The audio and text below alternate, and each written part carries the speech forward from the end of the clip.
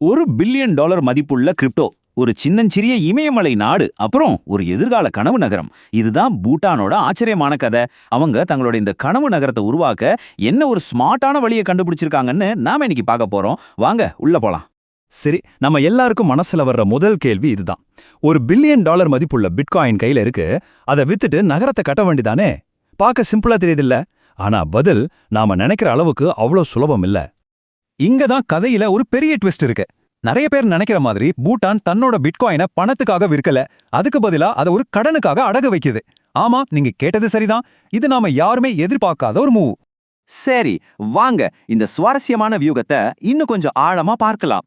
பூட்டானோட இந்த தனித்துவமான திட்டத்துக்கு பேருதான் அடகுவை விற்காதே.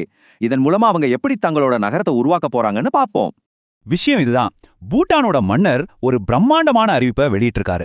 அதன்படி டிசம்பர் 2025 இருந்து பிட்காயின் வளர்ச்சி உறுதிமொழி அப்படிங்கிற பேர்ல சுமார் 10,000 பிட்காயின்களை இந்த நகர திட்டத்துக்காக ஒதுக்க போறாங்க. 10,000 பிட்காயின் சும்மாவா? 10,000 பிட்காயின்னா எவ்வளோன்னு யோசிக்கிறீங்களா? இன்னைய மதிப்புல இது கிட்டத்தட்ட $1 பில்லியன் அமெரிக்க. அப்பா, இந்த நம்பரை கேட்கும் போதே இந்த ப்ராஜெக்டோட சைஸ் நமக்கு புரியுது இல்ல?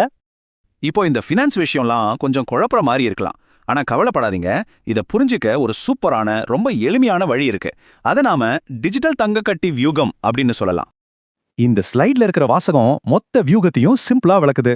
இப்படி யோசிச்சு பாருங்க. உங்ககிட்ட ஒரு தங்க கட்டி இருக்கு, உங்களுக்கு பணம் தேவை. ஆனா தங்கத்தை விற்க மனசு இல்ல, ஏன்னா அதோட விலை ஏறும்னு உங்களுக்கு தெரியும். என்ன பண்ணுவீங்க? பேங்க்குக்கு எடுத்துட்டு போய் அடகு வச்சு கடன் வாங்குவீங்க. சிம்பிள் இல்ல? தங்கமும் உங்ககிட்டயே இருக்கும், பணமும் கிடைச்சிடும். பூட்டான் செய்யறதும் கரெக்டா இதேதான், ஆனா பிட்காயினை வச்சு. சரி, இந்த முறைக்கு ஒரு ஃபார்மலான பேர் இருக்கு. அதுதான் பிணையக்கடன் அல்லது கொலாட்ரலைஸ்ட் லெண்டிங். சிம்பிளா சொன்னா, உங்ககிட்ட இருக்கிற ஒரு மதிப்புள்ள பொருளை கேரண்டியா வச்சு கடன் வாங்குறது. இதனால சொத்தையும் இழக்க தேவையில்ல, தேவையான பணமும் கிடைச்சிடும். அப்போ இது எப்படி வேலை செய்யுது? ரொம்ப சிம்பிள். 3 ஸ்டெப் தான்.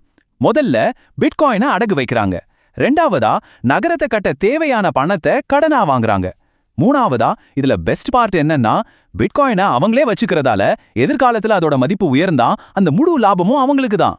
சரி, நீங்க என்ன யோசிக்கிறீங்கன்னு எனக்கு புரியுது. எதுக்கு இந்த சுத்து வழி?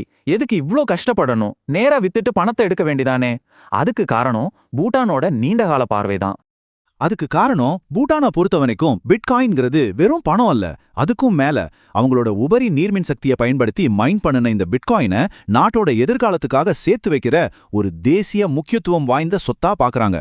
ஒரு தேசிய புதையல் மாதிரி. அப்போ இப்படி செய்யறதால என்னென்ன நன்மைகள்? நிறைய இருக்கு. அவங்களுக்கு பிட்காயின் ஓனர்ஷிப் போகாது, எதிர்காலத்துல வர்ற லாபத்தையும் மிஸ் பண்ண மாட்டாங்க, இப்போதைக்கு தேவையான பணமும் கிடைச்சிடும். அது மட்டும் இல்லாம இது அந்த முழு ப்ராஜெக்ட்டுக்கும் ஒரு நல்ல நிதி பலத்தை கொடுக்குது. சரி, இப்ப கொஞ்சம் பெரிய கண்ணோட்டத்துல பார்க்கலாம். பூட்டானோட இந்த வியூகம் ஒரு நாட்டுக்கான புதிய பொருளாதார வரைபடமா இருக்க வாய்ப்பு இருக்கா? ஆனா ஒரு நிமிஷம், நீங்க நினைக்கலாம், இவங்க இதுக்கு முன்னாடி பிட்காயினை வித்திருக்காங்களே அப்படின்னு. ஆமா, நீங்க சொல்றது கரெக்ட் தான். இந்த அடகுவை விற்காதே திட்டம் ஒரு சமீபத்திய முடிவு. இதுக்கு முன்னாடி பூட்டான் பிட்காயினை வித்திருக்கு. இந்த டைம்லைனை பாருங்க. இது ஒரு சுவாரஸ்யமான கதையை சொல்லுது. 2023ல சம்பள உயர்வு மாதிரி ஒரு உடனடி தேவைக்கு அதை வித்தாங்க.